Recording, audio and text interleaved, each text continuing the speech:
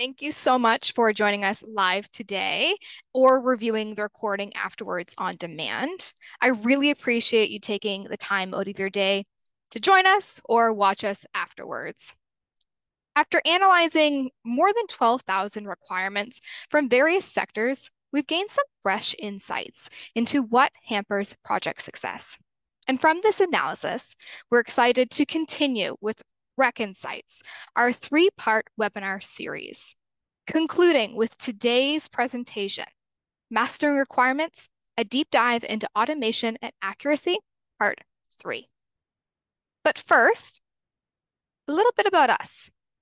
So, we are QRA Corp, and we're based out of Halifax, Nova Scotia, Canada, which you can see in a nice big aerial view of our downtown and harbor here. And our product, QVScribe, is used across various industries like oil and energy, automotive, and aerospace to help teams write clearer and more consistent requirements in a lot less time. And we do this by providing a quality analysis for the individual requirements and then feedback on overall consistency of language and units and similarity of language across a document. Now, a little bit more about myself. So my name is Morgan Costel, and I am your presenter for today. I'm a customer success manager here at QRA, and I'm super excited to be presenting some of the industry-specific results from the Rec Insights project to you folks today. I have prior experience working in technical sales and support for customers in neurotechnology and security industries. I have also worked as a research device vendor, all of which gives me a very unique perspective when it comes to requirements. My role at QRA is to support the success of teams and users who are working to incorporate QVScribe into their workflows. I'm also one of the customer success team members that helps with training sessions and also providing information sessions about what makes a good requirement.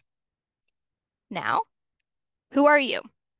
You are likely requirements leaders and authors eager to learn more about our Rec Insights project and how you might be able to apply our findings to your everyday and to your teams.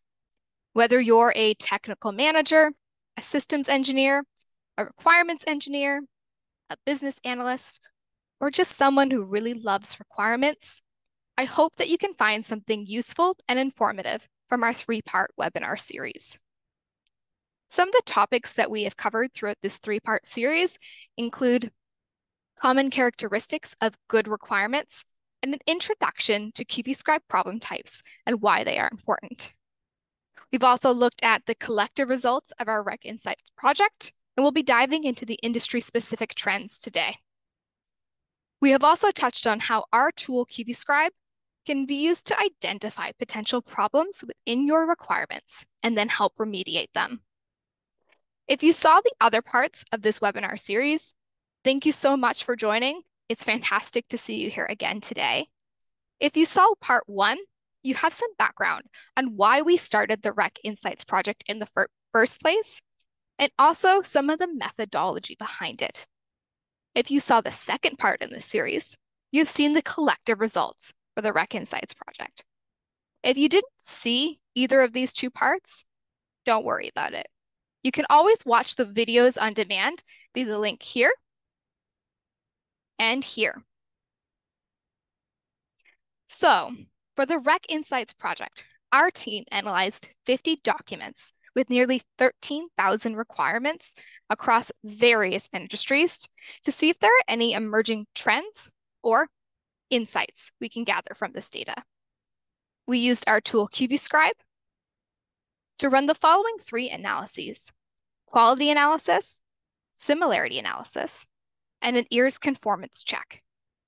We identified the top 5 problem types for each document.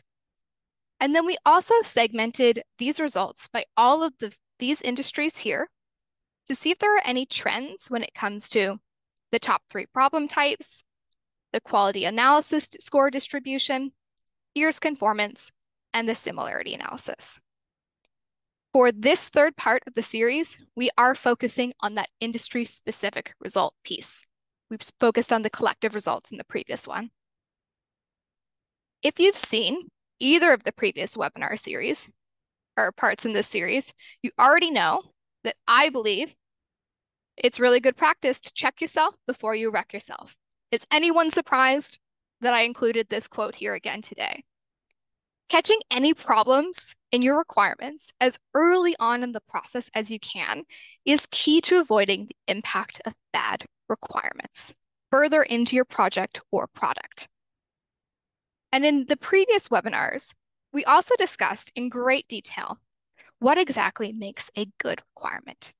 And based on our research and our knowledge of our clientele, we've determined 4 common characteristics of a good requirement.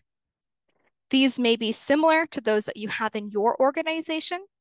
There may be overlap with other characteristics that you've identified, but I think we can all agree that a requirement should be complete, verifiable, unitary, and clear. We discussed in a lot of detail the top 3 characteristics that we found authors had trouble with in the documents we analyzed for the collective results, which were complete, clear, and unitary. And these were due to the prevalent QB-Scribe problem types of no imperatives, cross-referencing pronouns, and multiple imperatives. But now, we can spend some time diving into the industry-specific results for the Rec Insights project. And today, we'll be focusing on the following 3 sectors: oil and energy, medical devices, and automotive. So, for oil and energy, the top 3 problem types were multiple imperatives, cross-referencing pronouns, and no imperatives. For medical devices, we had no imperatives, cross-referencing pronouns, and superfluous infinitives. For automotive, we had no imperatives, optional escape clauses, and cross-referencing pronouns. So, as a reminder, a requirement should have one and only one imperative, which is why both no imperatives and multiple imperatives are problem types within QB-Scribe.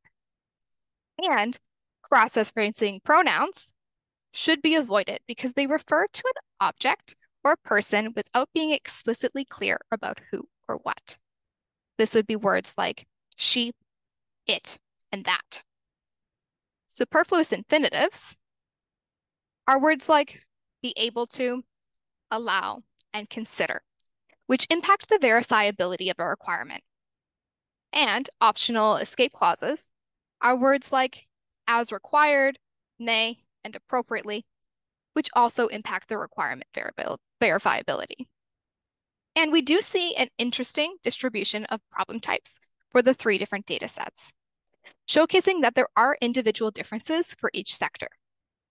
We've already covered the top 3, and we covered all of these problem types in a lot of detail in the previous webinars, but let's take some time to go through each sector. For oil and energy, this is the distribution from the most prevalent to the least prevalent problem type. We see that cross-referencing pronouns, multiple imperatives, and no imperatives are quite close to each other at 25%, 23%, and 22% respectively. Close behind and sort of in the middle of the pack, we see optional escape clauses, excessive continuances, superfluous infinitives, and vague words. And a little less commonly, we see immeasurable quantification, non-specific temporal words, optional open-ended clauses, and negative imperatives. Let's now take a look at medical devices.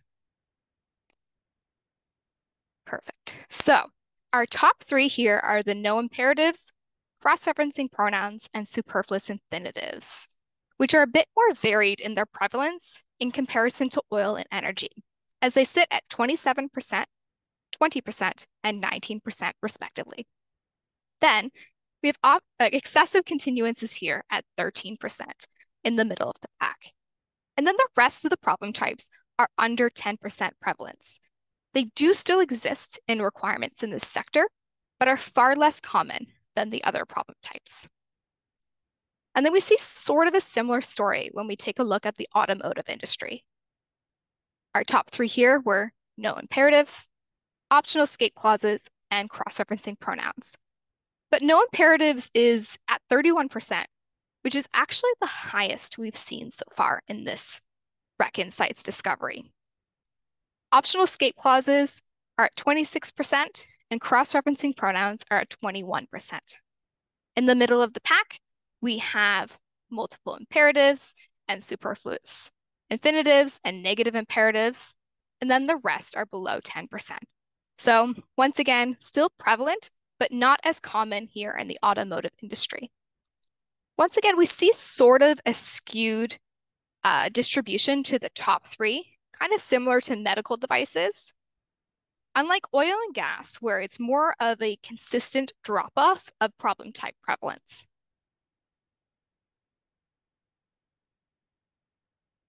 Quality warnings are another problem type within QBScribe, but they are categorized differently. This is because they depend so heavily on the context and the rules set out by your organization. They are still very important to note, but I like to think of them more of an FYI, as opposed to inherently being flagged as wrong. And these are pretty similar across all three industries, but let's take a closer look. For oil and energy, we see that passive voice, the quality warning for passive voice, is fairly common, sitting at 61%. And we also see that there are a fair amount of universal quantifiers at 23%. But both incomplete sentences and justification are far less prevalent.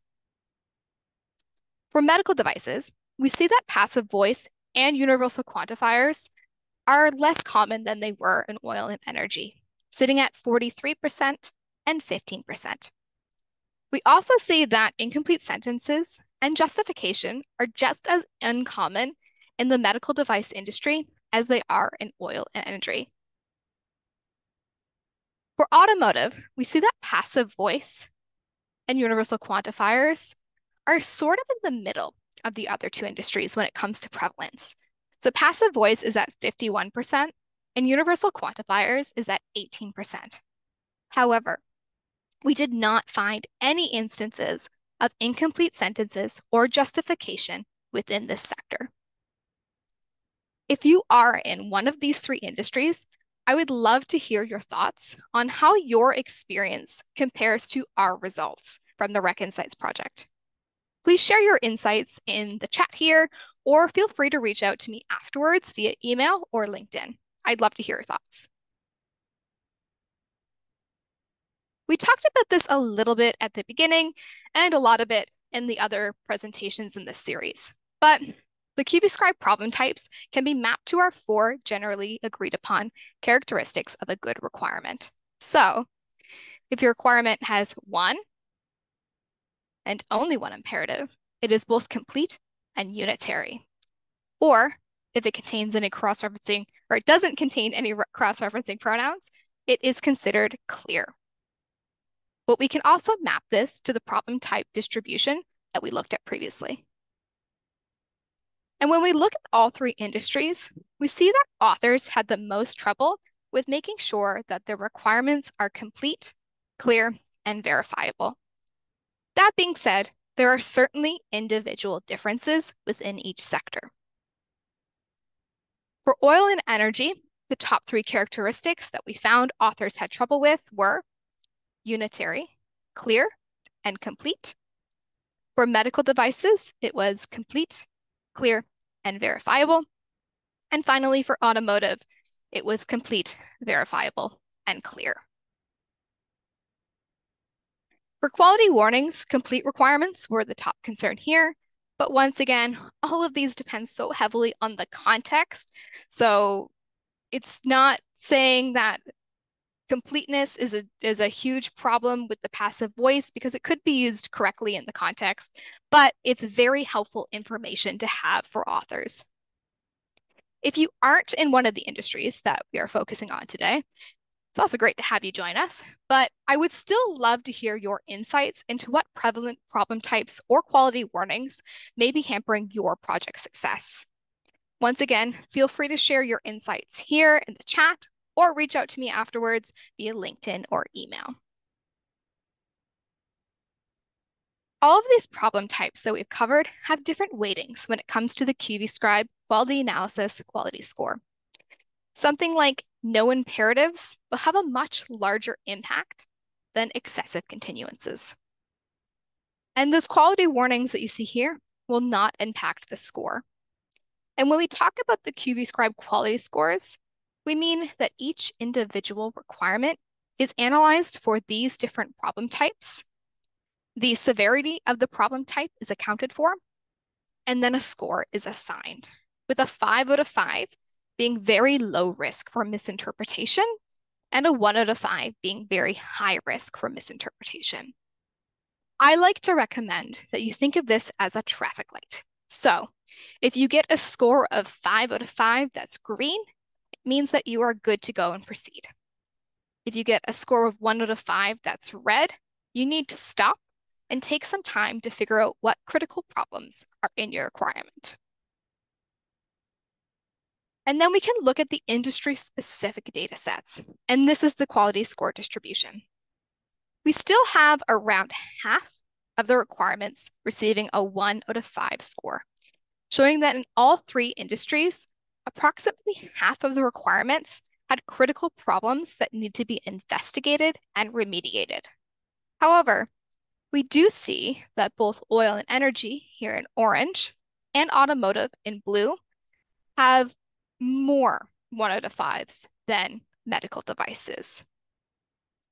And when compared to medical devices there, we also see around a quarter of the requirements getting a 5 out of 5. But there are some differences here. We see that medical devices are actually sitting at 34%. So they're slightly more likely to have a 5 out of 5 when compared to oil and energy. So they have more of the capability of making sure that the requirements are complete, clear, unitary, and verifiable. And then oil and energy and automotive are slightly less so. The rest of the distribution is fairly similar, but there are a couple of things to note here. Automotive did not get any 4 to 5, so they're missing here. But they are slightly more likely to get a 3 out of 5, so sitting at the 21% as opposed to medical device and oil and energy. And while medical device, they are more likely to get that, or less likely, sorry, to get that 1 out of 5, so sitting at 41% in comparison to the other two industries. They are slightly more likely to get a 2 out of 5. So there are definitely nuances when it comes to the quality scoring with the three industries, but they all follow a sort of similar story. Next, each requirement was analyzed at the individual level to determine conformance to one of these 5 EARS templates. So EARS stands for the Easy Approach to Requirements Syntax. And it's one of the most commonly used writing syntax, followed by engineering teams. It provides a framework to authors so that they can focus more on the content itself. And standardization of this kind of writing syntax helps with quicker reviews and also avoiding very common pitfalls like ambiguity, being overly wordy, and lack of singularity. And we found that the average EARS conformance for oil and energy was 42%. Medical devices was 46%, and automotive was 43%. These are all fairly close, which is pretty interesting. However, medical devices do seem to conform to EARS slightly more than the other sectors. Finally, each document was analyzed via QV-Scribe's similarity analysis to see if there are any potential duplications or contradictions within the set of requirements. For this diverging, one second here. There we go.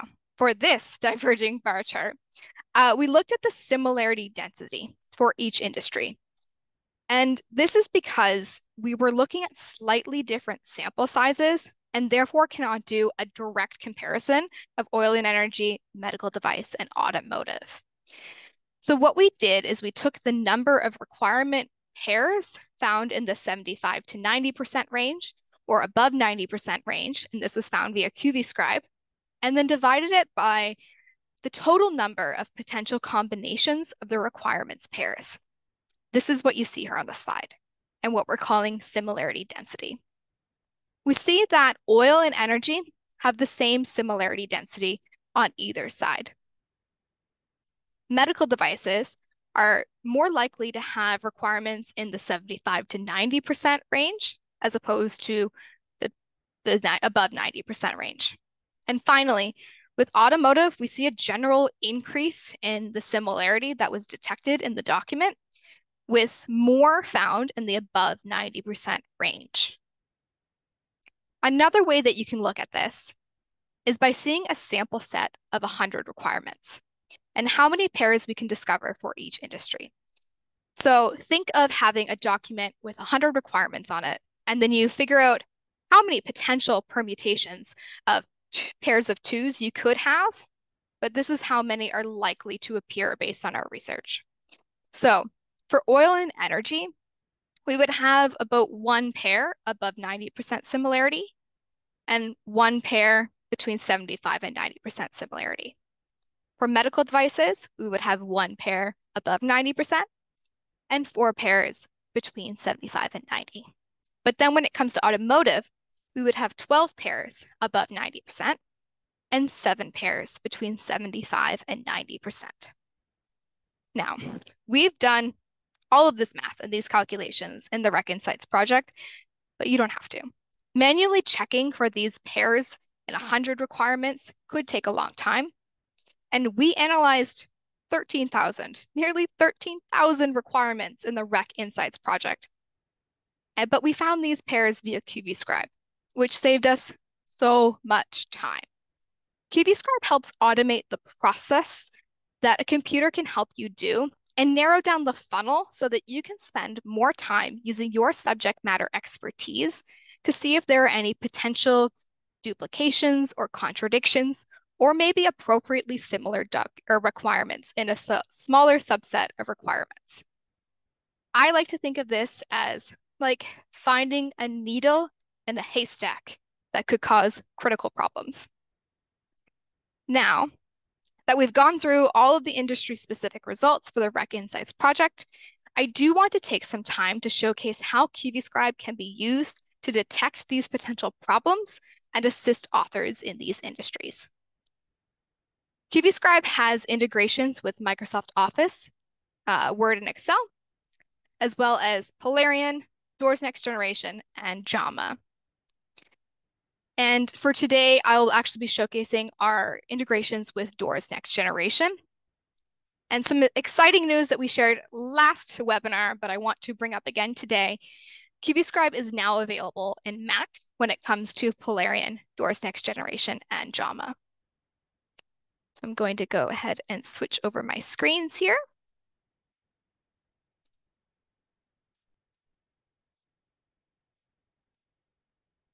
Perfect. So for today's presentation, I'm only going to be focusing on the top 3 problem types for each industry and how to use the quality analysis feature in QVScribe to detect and remediate them. For an overview of our similarity analysis, I highly recommend taking a look at our previous webinar in this series. So I have this sample set of requirements here in Doors Next Generation, and these are potential sample requirements for each industry we're focusing on today. Currently, each of these has a 1 out of 5, but let's see how QVScribe can help increase that score and maybe get a 5 out of 5. First, to start, you'll probably see a little tiny lock icon here, and that's because in order to respect Doors Next Generation status and edit permissions, each requirement is locked for editing when we select the score scan icon here, so it's not editable. But we can quickly check for any permissions by double-clicking on the requirement, and now it's open to be able to edit it.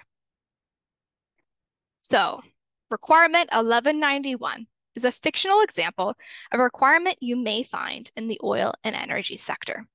It reads, alternative design proposals shall have equal or greater operating reliability based on proven experience. Acceptance of alternative design proposals shall be subject to their approval. This has a 1 out of 5, but let's go through these different alerts to see what could be fixed. First, we have a quality score alert for multiple imperatives that's been flagged. So we have that here with this shall, but we also have it here with this shall statement. As a reminder, a requirement should only have one and only one imperative.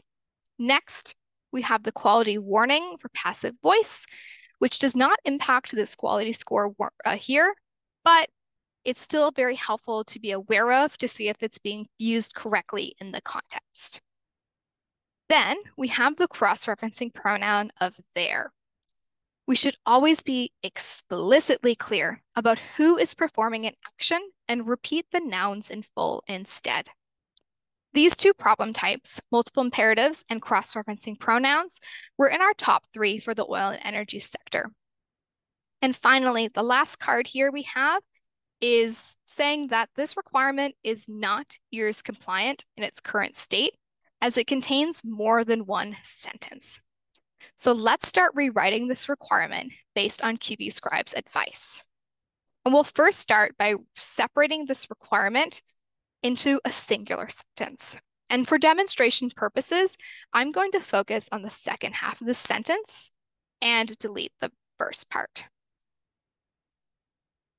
And then QB-Scribe will update in real time. And because we got rid of the warning for multiple imperatives, we've gone from 1 out of 5 to 3 out of 5. And the only remaining alert is for the cross-referencing pronoun their.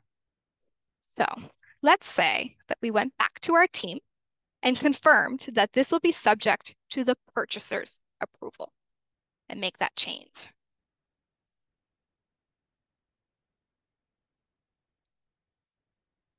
Perfect. All right. Now we have it a 5 out of 5. Success. So that's how this might work in the oil and energy sector. And next up, we'll take a look at a requirement that you might find in medical devices. So this is requirement 1192, and it reads, the system has the ability to display each marker's time accurate to 1 millisecond.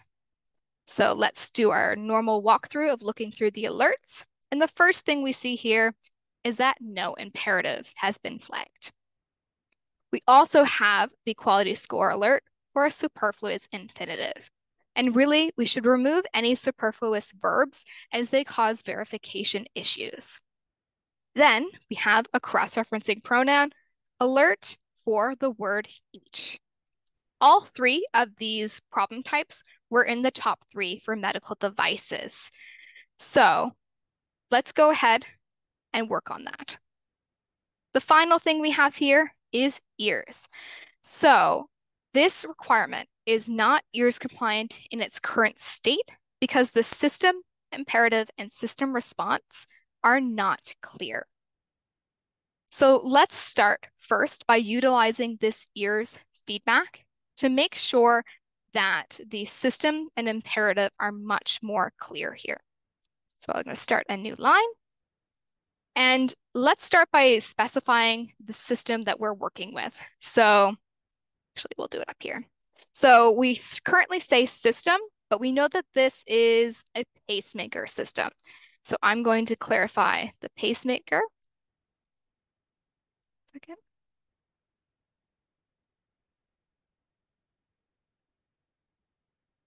There we go. And we have this superfluous infinitive of the ability to. Let's remove that and replace it with a shall statement. Now, by making those 2 changes, so clarifying which system is being used here and updating it so it has a very clear imperative, we've gone from a 1 out of 5 to a 3 out of 5. And it is now EARS compliant as we have a clear system imperative and system response. But I do have a feeling we could make this better. We're left with that cross-referencing pronoun again. And in this case, we have each as the word we're having trouble with. So instead of saying each marker, let's be abundantly clear about which marker is involved in this action and adjust this to say the atrial marker. Perfect. Now we have a 5 out of 5 score again. There are no alerts left, and we are EARS compliant. So now that we've walked through an example in the medical device sector, let's finish this up by taking a look at one that you might find in automotive. So requirement 1193 reads, any component of the system should disengage within 0.2 milliseconds and warn the driver using a status light if it fails. Let's do our typical walkthrough of looking at these alerts to see what QVScribe wants to tell us. And first we see that we have that alert for no imperatives. Next, we have the quality warning for a universal quantifier, any. And this doesn't impact the quality score. It's a quality warning, but it's still very helpful to flag because do we really mean any in this context? If yes, any component will have this sort of action, good. But preferably we should go in and list each individual component just in case there are any nuances there. And we have all of the information within the requirement necessary to be able to test and verify it. Then we have the quality score alert for the optional escape clause should.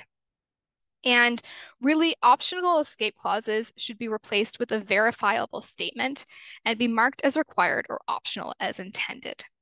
Then we have the cross-referencing pronoun for the word it. These 3 problem types were in our top 3 for the automotive, so we can see how we might work with these in practice.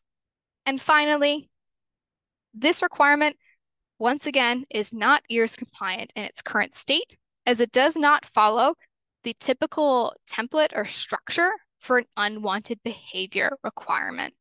So an unwanted behavior happens when something that you don't want happening in the system occurs, and then you need to determine what kind of system response happens. So we have a trigger, a system imperative, and then a system response.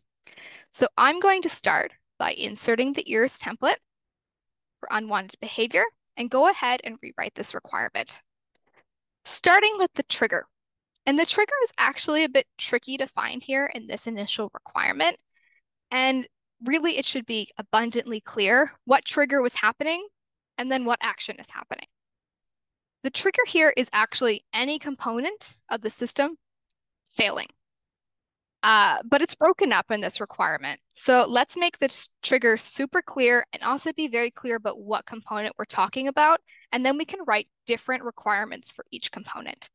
So let's say if the controller fails,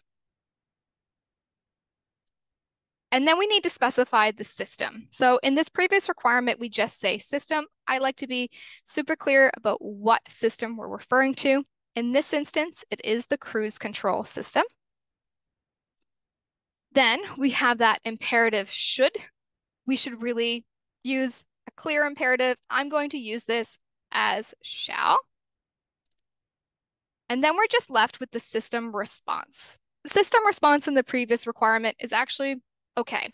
So I'm going to go ahead and just copy and paste it. And then I will delete the old requirement.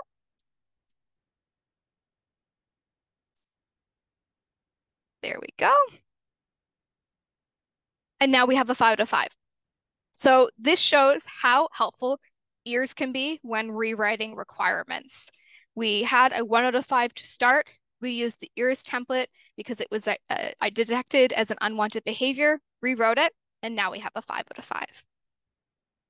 So as a summary, the Rec Insights project performed quality analysis, similarity analysis, and an EARS conformance check on nearly 13,000 requirements via QVScribe. Our team identified the top 5 problem types for 50 documents, and in today's presentation, we went over some of the industry-specific distribution of these problem types and the quality analysis score. We covered the industry-specific EARS conformance of these documents and the breakdown for similarity analysis. Thank you so much for joining me on the journey of mastering requirements, a deep dive in automation and accuracy. I hope that you enjoyed our three-part webinar series and seeing some of the results from our Rec Insights project. Our team will continue to utilize QBScribe and our expertise to look into insights into the requirements engineering space. We would also love to hear from you and see your thoughts on our findings and how they compare to your experience or how they can be integrated into your teams every day. I've said this before, but I do like to reiterate that it is often easy to write bad requirements and hard to write good requirements. But QBScribe does help flip the switch by automating the process so it's easy to write good requirements and hard to write bad requirements. If you're interested in learning more insights, keep an eye out for our follow-up email. And to get access to some of these infographics, please be sure to stay connected with us to get more resources. Any questions?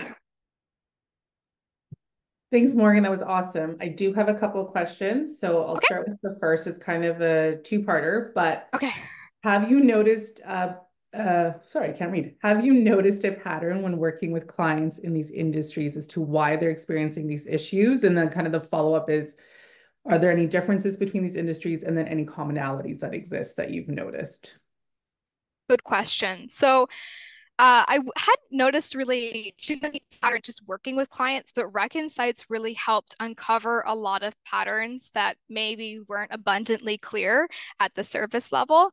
I think one of the surprising insights that I found in this project was the prevalence of cross-referencing pronouns in all three industries and in the collective data. The problem type appeared in the top three for collective and for each of the industries we covered today. And with words like it and its being one of the major root causes. So this really shows that ambiguity is certainly an overarching issue with requirements in all fields. When it comes to the individual sectors, it's a bit more nuanced, but I can share a couple of observations that I had. So for oil and energy, as we saw today, the number one characteristic that we saw that offers had trouble with was unitary. And this sort of lines up with that I've seen in practice for oil and energy documents. A lot of the requirements I've seen are written more in a paragraph format with either multiple sentences or excessive continuances and containing multiple shall statements. So that's one observation I found in oil and energy. For medical devices, when it comes to quality scores, as I said, there are more 5 out of 5s than other industries and less of those 1 out of 5s. And this difference could be due to a lot of safety critical devices in this sector with a lot of high regulatory standards. But if you also remember in the ears portion of the presentation, they're also slightly more likely to use ears. So it could be tied to that, but it's overall pretty interesting observation. For automotive, a couple of things, but for this industry, there were significantly more similarities. So if you remember the diverging bar chart, the automotive one was much bigger than the other two. They had more in the 75 to 90% range and the greater than 90% range. And this could be due to several features within a system like adaptive cruise and cruise or automatic emergency brakes, but it could also be for like different states and modes that are relevant in automotive. The similarity could be appropriately similar as you list out different features and the actions that are taken in certain modes, or they could be duplications and contradictions. A requirement should always be able to be pulled out of a document and have enough information to be complete and make sense on its own. Like information about the specific mode or state that the action is taking part in, and that way you can avoid potential unnecessary duplications. For contradictions in this space, an example of that would be, say you have requirement 5 and the unit value is changed within that requirement, but then you have requirement 102 where the unit is not changed, but they then become contradictions of one another. So that's one of the many things that QBScribe can actually help with that unit consistency. When you have that large gap between two requirements and you change a value, you can use the unit consistency in QBScribe to have a snapshot of all of the units and quickly see that. Bit of a long-winded answer, but there's a lot of nuance to it. Good question. No, I appreciate that. I'm sure other people listening do as well. Um, the second question, kind of along the same concept, is are there any best practices or methodologies that you see one industry being able to borrow from another industry to improve their requirements? Sure. So I think best practices for remediating any of the problem types that QBScribe identifies that we've gone over in the other parts of this series can be applied to any industry. So I don't think that there's particularly one over another.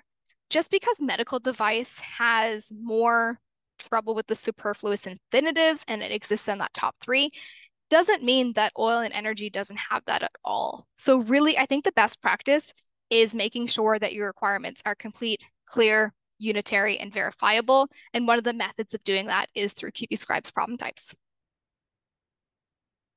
Perfect. And that kind of aligns nicely with the last and the third question is, are there any emerging trends when it comes to technology or tools that are reshaping the requirement processes across sectors? And it doesn't have to just stay within these three, but in Yeah, general.